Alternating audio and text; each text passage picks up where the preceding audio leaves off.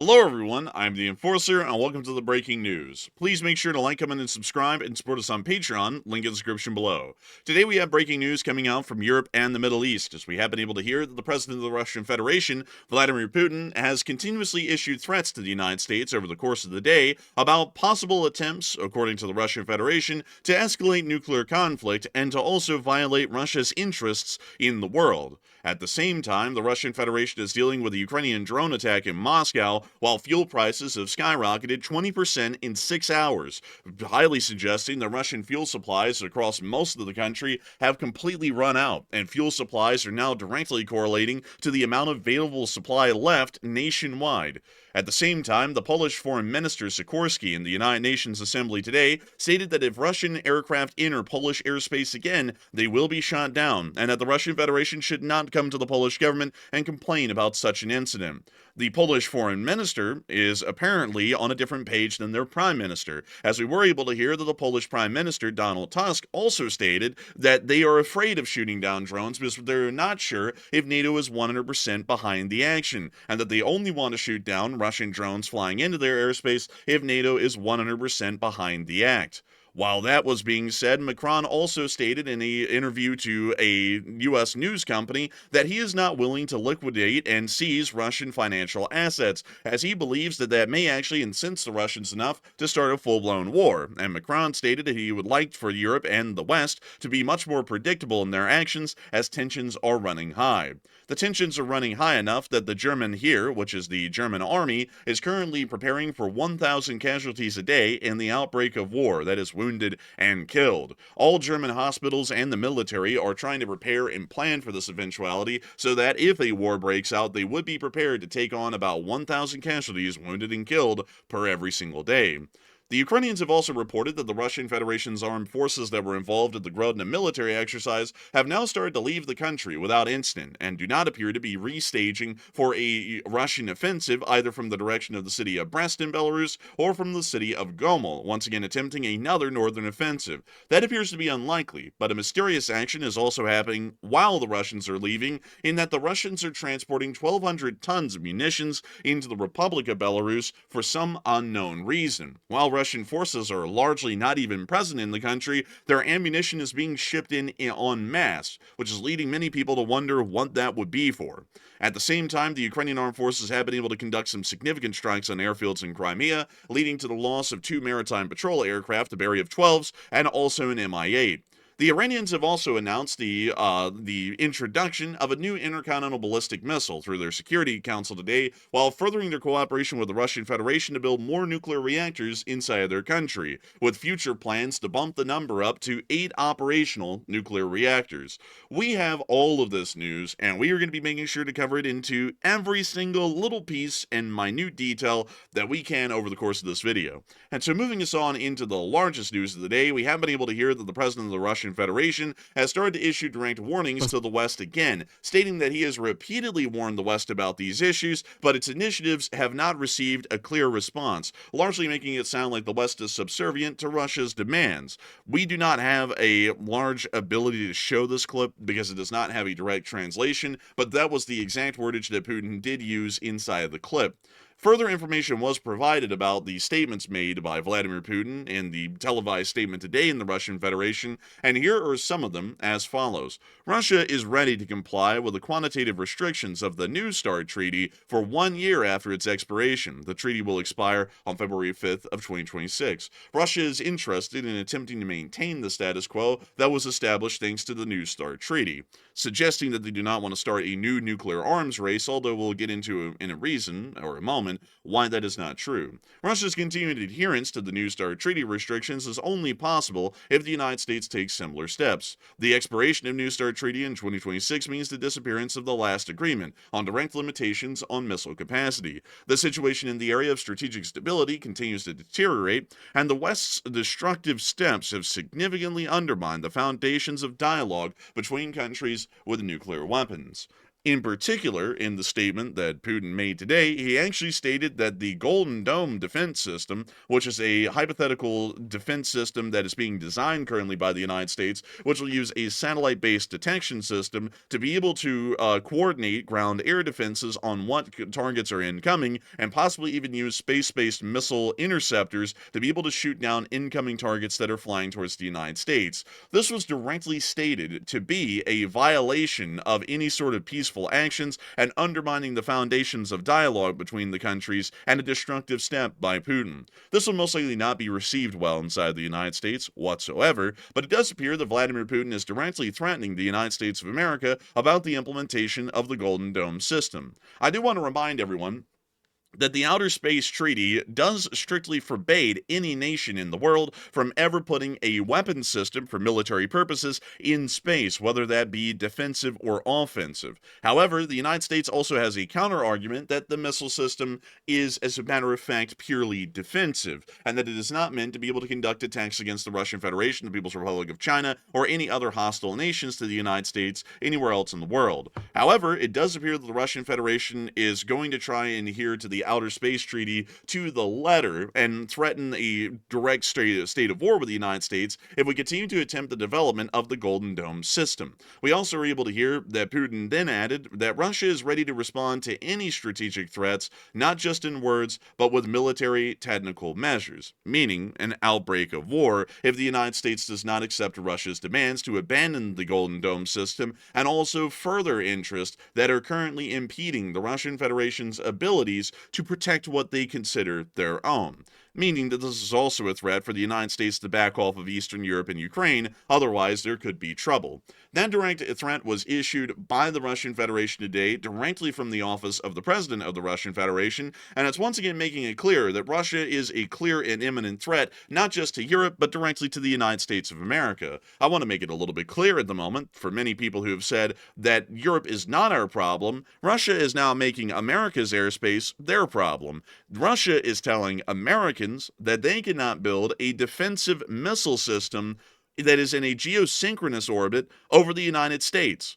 They are now telling us what we can do in our own country, in the skies, in the space, directly above the United States. This is once again proving, for anyone who's ever been a detractor about this claim, that the Russian Federation isn't just concerned about what's going on in Europe, and therefore that's not our problem. They are concerned about anything that might put the United States, which they consider their enemy, to be at an advantage against the Russian Federation. And for that reason, they are now directly threatening the United States about the introduction of the the Golden Dome system itself. And once again showing us that the Russian Federation does not have any interest of peace in mind and considers the United States to be a hostile adversary at every single step and every single measure. In response to this, we have seen nothing yet, at least from the U.S. Department of State or from the Office of the President, but this threat was directly worded and directly pointed at the United States of America, and it would be shocking to see no response or a backtracking on the Golden Dome system and others from the United States, considering that that's rarely ever been done before. We've also heard that the Russian Federation, while making these statements in Moscow today, was also under a drone attack in Moscow. We were able to confirm that air defense activity was heavy, as 10 explosions were heard in the Moscow city area, and clear signs of air defense activity were also photographed by citizens. That small streak right there in the night sky, or more so in the twilight, generally shows us that Russian air defense missiles were being fired in defense of the city.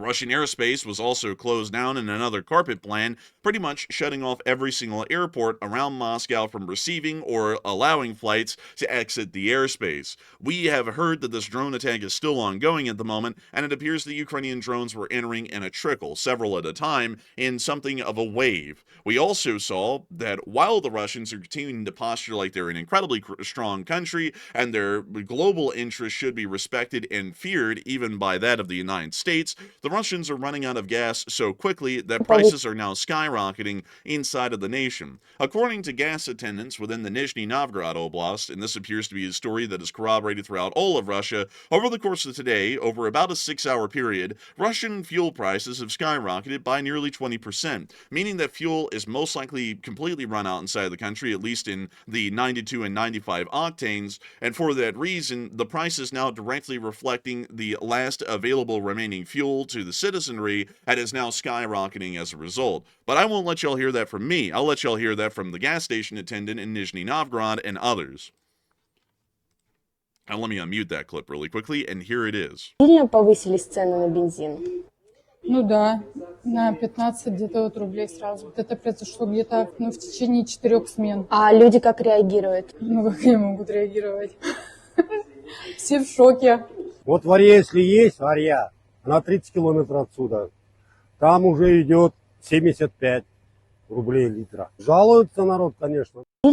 Now, this is something that's quite significant, actually, because this citizen here is actually stating that the gas has already risen to 75 rubles per liter. And if we were to measure the amount of liters in a gallon, 1 liter is equivalent to about a quarter of a U.S. gallon. This means that gas in Russia at this point is even higher than what most people would find inside of the United States of America. Gas right now throughout most of the United States is hovering around the $3 to $4 range, and a lower end gasoline at a lower grade octane will most likely be closer to the $3 side, or maybe even getting close to being lower than that. From what we're hearing right here, Russian gas is equivalent per gallon price is nearly about $4 a gallon, which is a pretty shocking number considering that the Russian Federation citizenry makes 5 times less than an average citizen in the United States as their median income. This means that gas is pretty much unaffordable to most of the Russian citizenry, even if it is available in some parts of the country. Russia is having a pretty tough time on the home front, that's for sure, and they're trying to compensate for it, with Putin going out and making direct threats of war against the United States of America for our own defensive satellite systems and relays that we were planning on putting in a geosynchronous orbit over the United States. Also, to explain to y'all why a geosynchronous orbit is somewhat important to point out, a geosynchronous orbit means that the satellites in orbit are matching the exact speed of the ground surface below them, meaning that these satellites actually do not travel around the United States like most people would imagine them to. It actually means that they're pretty much sitting stationary over a specific spot on the planet, meaning that the Golden Dome system, when put into place, would literally be sitting directly above the United States, and none of the satellites or interceptor systems involved in the Golden Dome would ever fly over Russia or China in the process of their operations, meaning that it's incredibly hard to make out the Golden Dome system to be a direct threat, because how in the world can it be a direct threat when they're literally hovering directly over the United States in a lower orbit? It wouldn't really make that much sense. However, the Russians are still trying to insist on that and compensate for the significant problems that they're having at home right now. Kind of like most people who have significant problems at home, the Russians find themselves compensating because they're lacking. While that's been going on, the Polish have stated at the United Nations today in New York City, according to their foreign minister Radoslaw Sikorski, I have only one request of the Russian government. If another missile or aircraft enters our airspace without permission and gets shot down, and the wreckage falls on NATO territory, please don't come here to whine about it. You have been warned. Signed, Radoslaw Sikorski, Deputy Prime Minister, MFA. So it does appear that Radoslaw Sikorski is getting a little bit heated out there, right now at least, at the United Nations.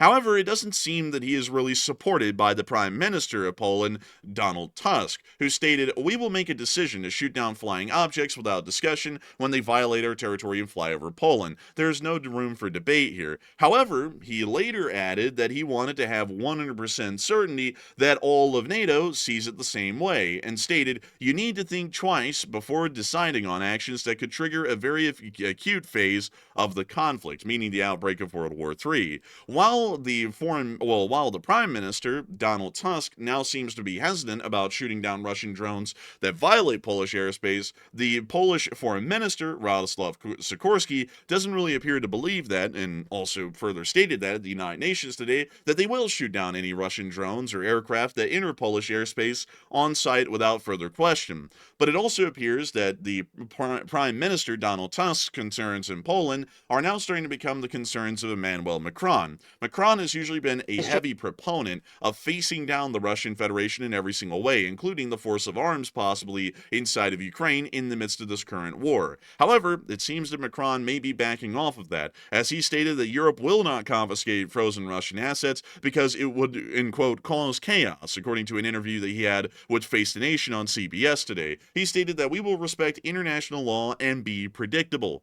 That is something that is a little bit of a change, I do want to point out. It does seem that there's been some sort of a talk or a meeting in the background that NATO is actually going to back off and largely appease the Russians at the moment and their current escalations and try and not provoke them. I have a feeling that this is being spurred on by others who are incredibly hesitant right now inside the United States of America, and in my personal 2 cents, this is not the greatest idea, as we've already seen that Europe has backed off and practically ignored every single provocation the Russians have made, and instead of it getting better, it's gotten worse. That's why we're at the situation we're at right now, where the United Nations is having to hear about this incident, and also we're having the second Article 4 meeting in Brussels tomorrow about the Estonian airspace violations that just happened several days ago. It doesn't seem that backing off and letting the Russians do whatever they want and hoping that it doesn't get worse isn't really working. We're backing off and letting them do what they want, and the situation is getting worse because they're doing what they want. We might need to see that something changes. And the situation is still so bad, even with everyone just trying to back off and let the Russians do what they want, that Germany is preparing to take about 1,000 casualties per day in the outbreak of a NATO-Russian war. With hospital trains, frontline stabilization, and expanded medical services, this comes after France revealed that their hospitals were preparing for 10,000 to 50,000 casualties by 2026. This is a fairly concerning situation, and it is showing us that while everyone's trying to back off and practically appease the Russians right now to avoid a conflict, every government in Europe is still preparing for this conflict to come around the corner and happen at any minute now. Luckily, a situation in the Zapad 2025 military exercise was averted, hopefully because of the stand-down that the Polish conducted through Iron Defender 2025, along with the Lithuanians, near to the area of the Suwalki Gap. The Ukrainian intelligence has reported that Russian troops are leaving Belarus without incident or without provocations, which is showing us that, at least for now, the chances of world war breaking out have decreased because Russian Federation forces aren't directly along a NATO border and ready to go as far as an armed defensive is concerned. But there is something that I have to point out that seems to be a little bit odd and somewhat questionable, and that is that the Russian Federation, at the same time their forces are leaving, are shipping around 1,500 tons of ammunition into Russia and Belarus. We do not know what this munition is for. This is coming into the country today, and the Zapad 2025 military exercise ended about a day ago. This is leading us to believe that something a little bit fishy is going on here. We don't know what it is. There's no Russian forces in the country to pose an imminent threat, but Russian munitions are being moved in. And considering that Belarusian military forces are generally designed in the modern day to be subordinate to that of Russia's and pretty much exist as a logistical force to help support Russian operations as a springboard from Belarusian territory, we do not know if this is a pre-storing of ammunition for some sort of a future contingency plan that the Russian Federation may have to try and start off a war with NATO. We just really don't know. But the movement of munitions into a country where there are currently a very small or non-existent amount of Russian forces present is quite weird and is worthy of some additional study and observation. While that's been going on, the Ukrainians have studied Russian force dispositions in Crimea incredibly well, and actually ended up obliterating an Mi-8 overnight with the Ukrainian FPV drone. You can actually see what's left of the Mi-8 right here, and as they say, rest in pieces. Что, вертолета? Он целый.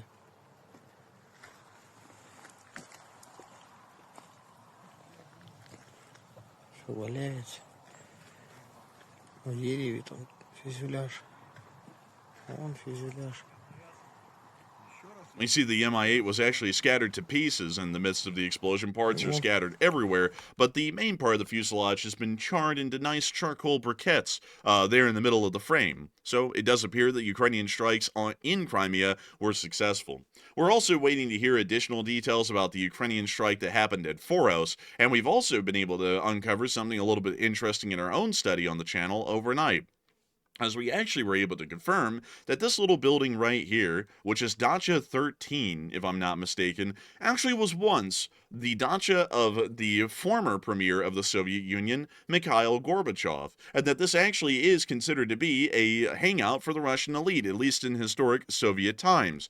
That's something that's a little bit interesting, and it's also suggesting that further targets may be hit and destroyed within this area in the coming weeks and months. We're not exactly sure on that. We're going to wait and see, of course. But we can confirm that the sanatorium at Foros, which is right here, was hit, and that damage was caused to a decent degree. Outside of that, however, and moving on to some more concerning news that came out of the Middle East today, we also heard that down in the area of western Iran, the Islamic Republic of Iran did confirm, according to Abul Fazl Zorafan, that a successful test of a new intercontinental ballistic missile, the Khorram Shahar 5, was conducted. Developed using space launch vehicle technology, the missile has a range of over 10,000 kilometers, putting both the United States and Europe within reach. So at this point, just to make this clear, this Crayola-looking missile can actually reach at least the eastern seaboard of the United States of America right now. So if you're watching this right now on YouTube and you live somewhere in the eastern United States directly along the coastline, you are now under the direct crosshairs of an Iranian intercontinental ballistic missile. To everyone who's been saying that the Islamic Republic of Iran does not pose a direct threat to the United States of America with their development of nuclear weapons because they do not have the ability to reach the United States, they just got that ability today. So if they develop a nuclear weapon and they successfully test it, we can't touch them anymore because we'll be scared that they might nuke someone in the region that's our ally, or they might nuke us directly using that intercontinental ballistic missile that they just got done testing. So the United States right now is under a direct threat from the Islamic Republic of Iran finalizing the production and testing of the first nuclear warhead that they're still working on right now. Everyone in the world and everyone's intelligence has confirmed that Iranian nuclear weapons and research development programs have only faced a minor setback at the hand of Israeli airstrikes and U.S. airstrikes during Operation Midnight Hammer and the 12-Day War. This means that they are still working towards a nuclear weapon, and while the completion timeline has been delayed, that does not mean that it's not impossible for the Iranians to develop a nuclear weapon and use this ICBM to hit the United States with it at some point in the future. It makes it incredibly clear that we should be working heavily at this moment. This is probably the most emergent situation that we've seen and the most dangerous one to the United States and the world to ensure that the Islamic Republic of Iran does not get a nuclear weapon and cannot load that on board their new Khorram Shahar 5 intercontinental ballistic missile and hit the United States in the process. The Islamic Republic of Iran also made a deal today with the Russian Federation to build new nuclear power plants inside of their country, and Russia is going to be constructing 8 of these across the Islamic Republic of Iran. Well, that sounds absolutely incredible. And we have been able to, of course, see in the past that the Islamic Republic of Iran has been using research reactors like the IR-40 at Iraq, which generally don't produce energy, but they do produce plutonium as a side effect of their operation. And that plutonium is practically weapons grade at the outset, meaning that it can be used inside of nuclear weapons. We are believing that the Russian Federation may be helping to construct a large amount of nuclear power plants inside of Iran, so that way Iran would have a justification or an excuse to possibly open their own larger uranium enrichment plants, like the ones that they had at the Natanz enrichment plant and the Fordow enrichment plant inside of central Iran. This would allow for them to accelerate and greatly increase the amount of weapons-grade uranium that they are able to produce at any given moment, allowing them to conduct a faster rate of research and also a faster rate of development as a direct correlation, and possibly get a nuclear weapon off the ground even quicker. This generally does not directly correlate, however, to the production of nuclear weapons, but it is something that could allow Iran to have a justification to open up more supporting logistical facilities that could produce enriched uranium to a weapons grade and allow for them to be able to field nuclear weapons at a much faster rate and a far larger rate over the coming years. Once again, this situation is incredibly concerning, and the United States of America needs to have a giant red warning label on this situation right now, because it really is trumping any other situation that we're seeing in the world. It's trumping Venezuela, Russia, China. This is an imminent threat that is forming within, once again, the next 12 months. The Russian war in Europe could be coming within the next year, and that's something that we, of course, have to be ready for. But one thing that would make the situation a lot worse is if we're dealing with that, and then at the same time, Iran has a nuclear weapon and is wielding it like a sword in the Middle East against us and everyone else in the region, which would heavily destabilize the situation, and not only that, threaten the U.S. General control or the sphere of influence that we have created in the Middle East and is generally holding fairly firm, at least at the moment. But with that, that is all of the major news that we have for today. I've got to thank you all so much once again for watching, and if y'all have enjoyed, please make sure to like, comment, and subscribe. We love to have y'all here, and I hope that y'all have enjoyed this news coverage that we put out today once again.